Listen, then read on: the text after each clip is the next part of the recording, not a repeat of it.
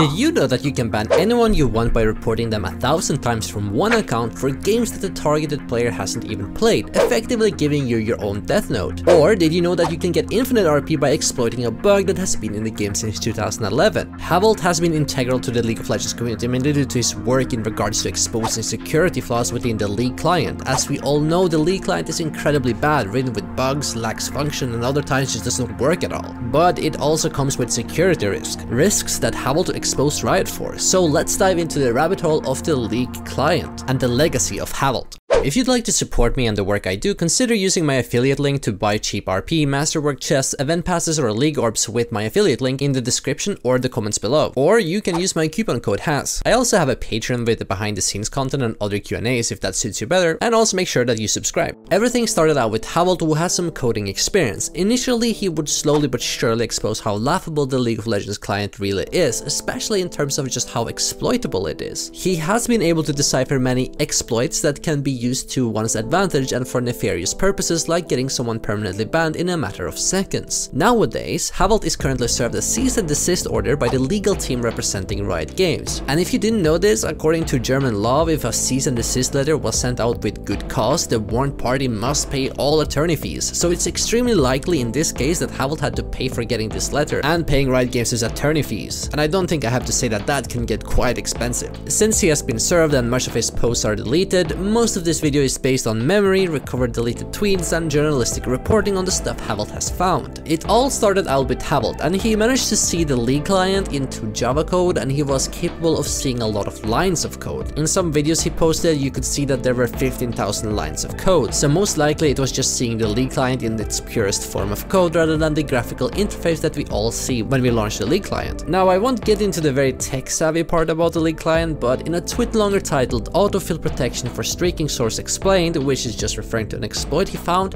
Havolt explains that these lines of codes are a representation of the League client in code format, rather than the visual such that we get with the client normally. When you log into League, multiple things run in the background. One of these things is called RTMP, which is very old and nowadays should not exist. I'll leave a link to this deleted tweet longer in the description for the tech guys who are interested, but what is RTMP for the uninformed? Real-Time Messaging Protocol, or RTMP, is a protocol created by Adobe Systems for streaming audio, video, and data over the internet between a Flash player and a server. You can assume that this is between the League client and the League server. It is considered outdated by some, and RTMP is not a secure protocol because it's prone to man-in-the-middle attacks, which I assume is kind of what's going on here with Havolt. Man-in-the-middle attacks is where an attacker intercepts communication between two parties and the attacker can then modify or steal information that is sent between the two parties. It's also important to note that this isn't exactly hacking, as Havolt just accessed the League client in code, which I suppose is something you can do with a software. Moreover, he also had Riot API access to help find or showcase these exploits in practice. Now, Havolt has found a lot of interesting exploits with this, and it just goes to show how unsecure the League client is in the first place. I'll be showing all of the exploits in order to document how lazy Riot is when it comes to the League client, and you could only imagine if a bad actor came into the picture and used them. Perhaps some of these exploits are actively being used by others today, and not only did Havolt find exploits, he also found truths to long old myths in the League of Legends community like Loser's Queue.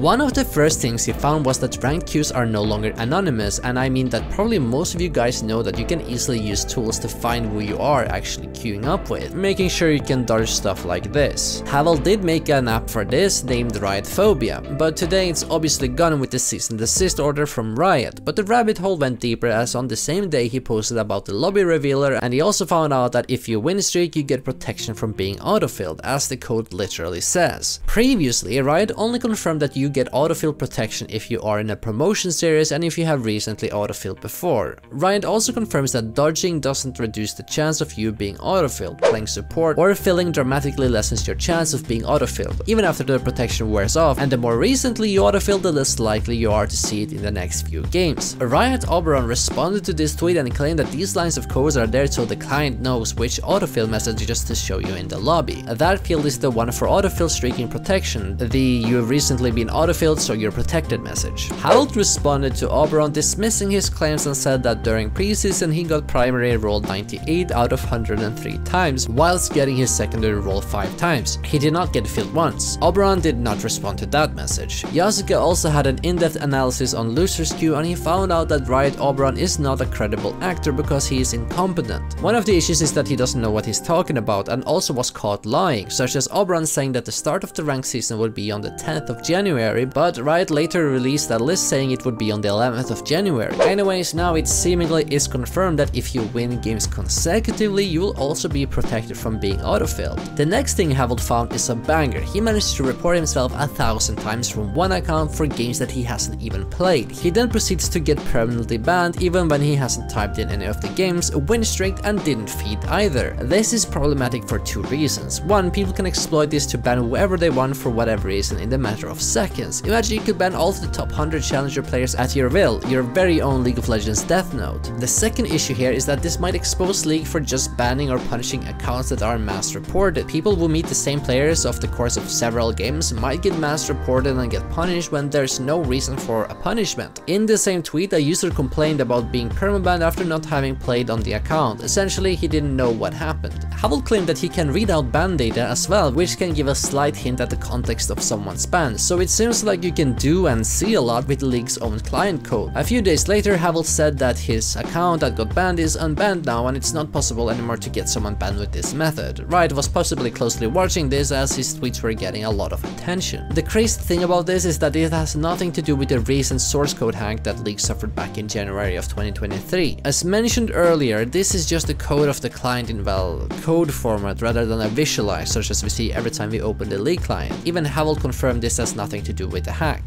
Havold continued his crusade of digging through the rabbit hole and later made a small app that lets you change your name on a banned account so that you can take the name. This app was free and was free to access to whoever wanted it. However, with the cease and desist order, Havold has deleted all of his apps, including this one. A few days later, after revealing this method, he also managed to rename his account to whatever he wants by getting the name Riot Kassadin and also renaming an account to just the number 1. This is incredibly cool because I have also seen on Kerberos' stream before that he encountered a Nautilus just named A. The issue here is of course that you cannot name yourself something below 3 letters, and of course you can't take names that are taken, so this was pretty useful. Havold continued to cook, also discovering that you could crash people's client, although this was a post reminiscing about the past as this got patched 7 months ago, from the time of his own Twitter post. He also discovered he could assign a certain weird icon that is only visible to your friends, and you can get into ranked games without runes, but Riot assigns you some default runes once you're in game, but in the loading screen you are shown to have nothing. The funny thing is, if you load up on a tracker sites like OPGG, it will completely crash trying to display your live game. Other crazy exploits Havold found was that you could, in theory, get to rank 1 if you had enough coding experience. By using a separate matchmaking instance to play solo queue, you could effectively get to rank 1 playing with 9 players that doesn't exist, giving you a free win every game. Here, Havold had 10 accounts, assumingly his, queuing up in this instance. With some coding magic, they would all of course get into the same game as they were all in that separate matchmaking instance, and they would naturally all be AFK, so you would just need to pick a pushing champion and get to the Nexus, rinse and repeat, and you're sure to get rank 1. The post-game screen shows that he gets LP, and the OPGG also documented a win on their website regarding this. Havold also showed us that there was a crucial exploit regarding placement games. Obviously placement games matter a lot because the gains you get are insanely inflated, such as getting 80 LP on a win. However, if you leave a placement game right before losing it, then the match won't count toward your placement win-loss, meaning that you can manipulate it to a 10-0 win. There were corroborating statements regarding this which confirm that this is the case, but I'm not sure if this is the case now, as this was reported over 7 months ago after making this video. If you ever wanted to get infinite RP, you could, technically speaking. Havold said that he found an old thing in the store from 2011 that lets you exchange 1 blue essence for 1 RP. In his purchase history, you could see that he did buy 1 RP with 1 blue essence, meaning that you could theoretically have a big big supply of RP if you spam this enough. Now, I am sure a programmer like Havold would be able to automate this. Havold even leaked the code publicly on Twitter, and I'll include it here on the video. Using this is guaranteed to get you a one-way ticket to the banhammer. And have you ever had an account banned and you feel super bad about it because you bought a lot of skins on it or just put a lot of time and effort into it? Well, no issues. Havold found another exploit that makes him immune to a ban. Initially, Handcat, a Danish challenger jungler, said on Twitter that apparently there's a new bypass method that ensures you cannot actually be perma-banned. This guy is currently just blatantly scripting on a 900 LP account and can just dismiss the permanently banned message on the account for some reason. Great stuff. And with it, he attached 2 images of an account named OKTV Christine. This guy typed to Handcat and confirmed he used this exploit for commercial purposes, as he was allegedly selling it to the Chinese market and some European West ones. Havold would explain it all in depth in a quote retweet. Guess we drop a bomb, have fun exploiting this. Didn't plan on making this knowledge public, but I guess why not? This is going to be a longer thread explaining foraging and bypassing bans. 1. Foraging a ban. This is rather simple. You can fake any pop-up message or ban display card by simply proxying traffic and manually sending data you would receive when actually punished. You are not banned, you are just making a little window pop up within your client.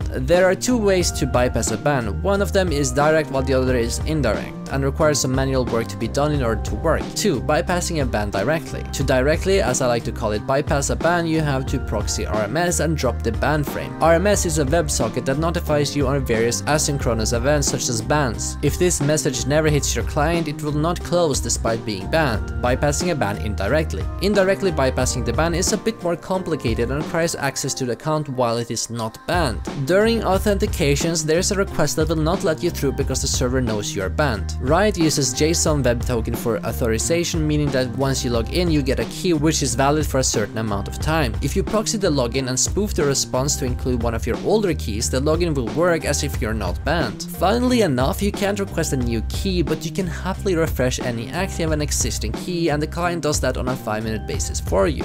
After 10 minutes, you are no longer able to refresh the key and you're locked out and can't get back in. As long as you keep this one token alive, you can essentially permanently avoid the ban screen until there is a patch. During maintenance services, the server goes down and you're unable to refresh this key, but in theory, you can play through a 2-week ban as if it never happened. I'm unaware of a bypass that fully avoids you getting banned. It's probably not a real thing because you can't influence that without being an insider. Another interesting thing is that private account data is actually public to anyone, whereas some of this information is actually required when recovering your account via the Riot support system. This means that a bad faith actor could potentially recover accounts by knowing the answers to these questions seamlessly. For example, Havold had on his website at some point where you could write anyone's IGN on the EUS server and get information on their account. He attached an image with Nemesis' account where at the time it was revealed that he had 9 Hextech chests, 333,636 blue essence, 2,555 Riot points, 2,473 orange essence and 65 mythic essence. Now there was probably a lot more information if you requested it from a Riot server, but in the original tweet Havold said he heavily stripped down the responses so it wouldn't be abused by bad actors. This is obviously another security issue that Riot has lacked to fortify against. There was another exploit I remember on top of my mind where he could effectively force a dodge by playing a practice tool match while in champ select. Obviously this doesn't work with one account and I don't remember if he used any code to complement this result. Theoretically speaking, you could have multiple clients up at the same time and have one launching practice tool while you're in champ select with the other client, and you could see if this works, but it probably requires some code help to make this happen. In another data mining incident, Havold found out that there was a new ban code for rank manipulation in July 2023. This would mean that if you do it with any sort of stock account on a high MMR account would be bannable. Havold said that this most likely includes other cases of rank manipulation as well and could include regular boosting, and or in the past when Dantes was banned for transferring between servers to reset his MMR and attempt to get a good 10 placement game to inflate his MMR. You know, the transfer arc.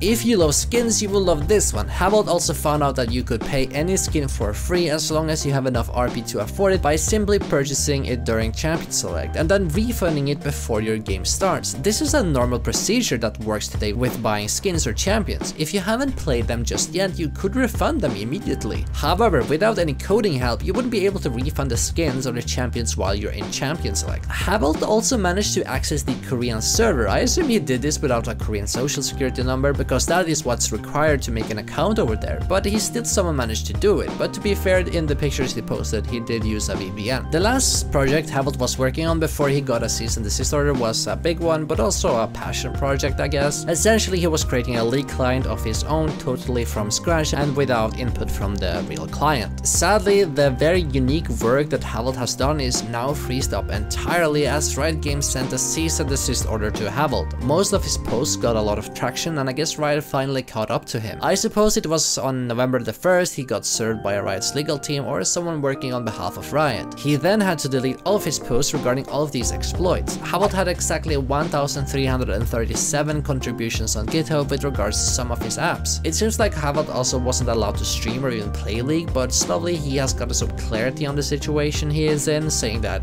now he apparently can. Supposedly, the letter had more pages than the 90-page cookie lol document. It doesn't seem like anyone will pick up Havelt's mantle and continue this, at least from what I know. The cease and desist serving is a stark warning sign for a lot of people to just not pursue this at all, as getting lawyers can get super expensive. But anyways, let me know what you think about Havelt's work. Was it unethical to showcase all of these exploits existing, just waiting to be uncovered, or do you think that showcasing how much of a security risk the client is important? Make sure to support me with the Skinfinity code has, link in the description, and so is my Twitter and Twitch if you want to follow that. If you liked the video, make sure to subscribe, and if you didn't like the video, I thank you for watching so far.